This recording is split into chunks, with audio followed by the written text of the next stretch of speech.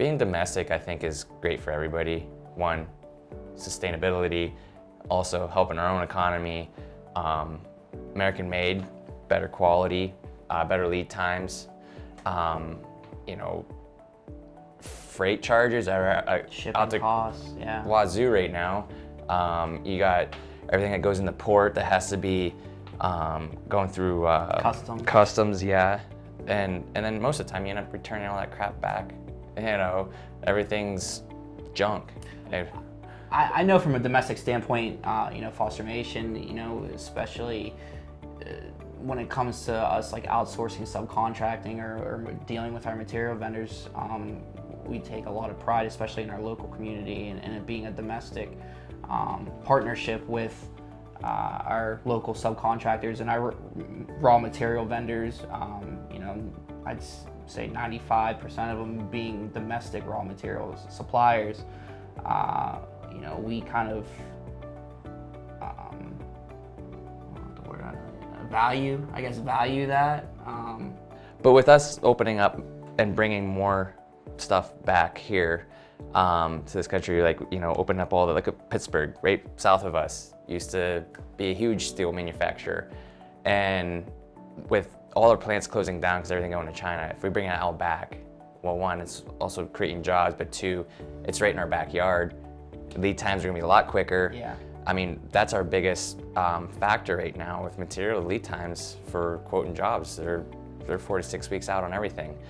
But if, you know, keeping things domestic not only helps us, it helps everybody. You don't have to deal with, you know, calling someone overseas and then them have to tell you that they're gonna get a phone call back. Here you're getting a direct source, a direct representative that can hopefully answer, you know, any of your questions, your needs immediately.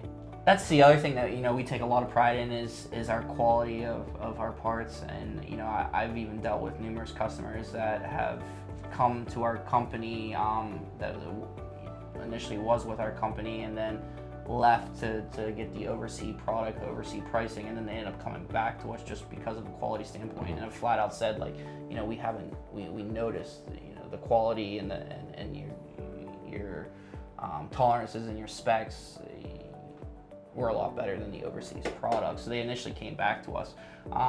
You know, like John said, even from a shipping standpoint, you know, those are additional charges that are accrued, like, for their pricing. Additional lead times. So again, that's just another advantage of domestic products.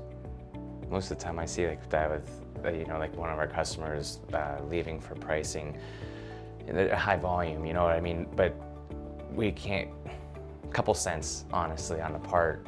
They go over to China and they come back screaming, wanting our parts back. And that's what their biggest struggle was quality and then the lead times.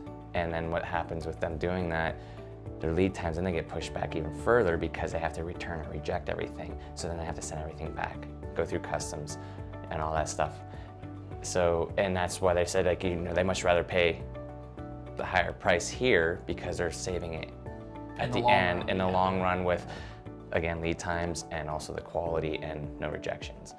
So the other nice thing was with domestic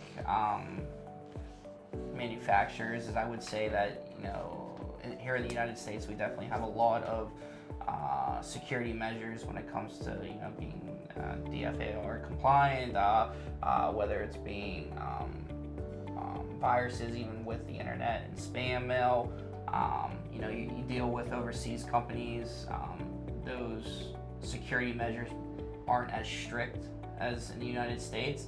You know, we here at Fostermation, you know, multiple customers I deal with, you know, we do signed NDAs, meaning, you know, there's a confidentiality agreement between us and the customer, that we're not gonna, you know, share your print, that we're not gonna share your information, and we take that to a very and cybersecurity too. Like we pay a lot of money to, you know, keep all of our stuff secured and safe, and you know, so the confidentiality standpoint, at least you also know, like, you know,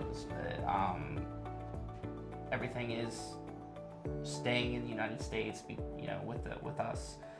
that there's no limited risk, I guess, from a security standpoint. ISO. Yeah, currently we are ISO certified, which we're very proud of because it's a formal process certifying us that our processes meet very stringent capabilities, I guess. It's a plan in place that you follow, and being ISO certified is knowing that you're sticking to these guidelines.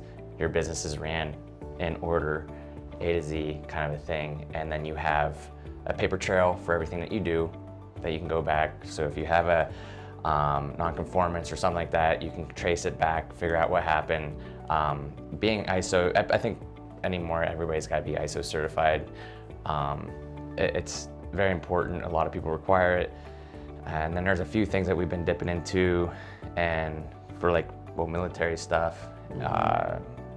Yeah, ITAR is a good one to be a part of because that just certifies you and puts you on a list for military contracts and stuff like that, which go USA, like our military. But yeah, that's really